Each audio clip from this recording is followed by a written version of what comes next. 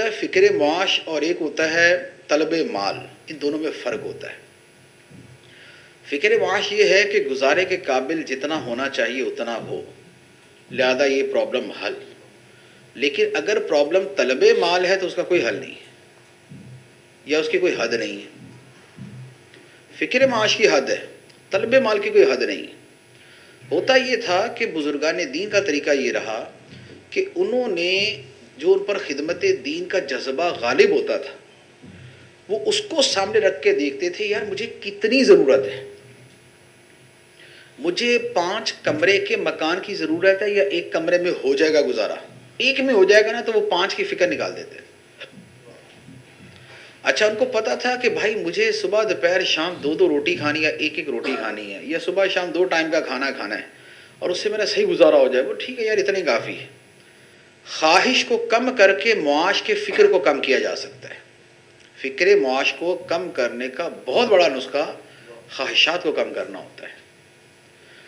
میرے پاس یہ موبائل ہے، میرے پاس پیسے تو میں نے خرید لیا.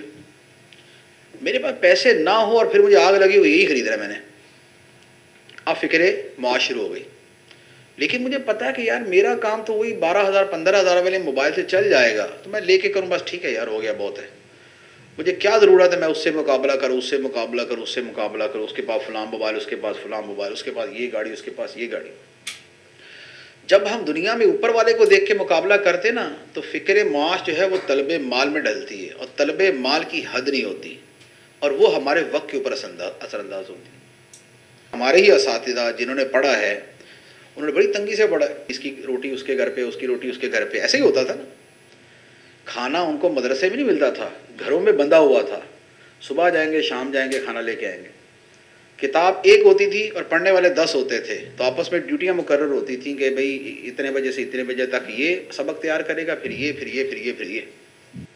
تنگی اور اسرت کے اندر جنہوں نے پڑھا ہے لگتا یہی ہے کہ انہوں نے زیادہ پڑھا ہے اور زیادہ کام کیا، اور عیش و نعم کے اندر جنہوں نے پڑھا ہے اور کام کیا ہے لگتا یہی ہے کہ کم پڑھا ہے کم کام کیا ہے. مشاہدہ یہ ہے.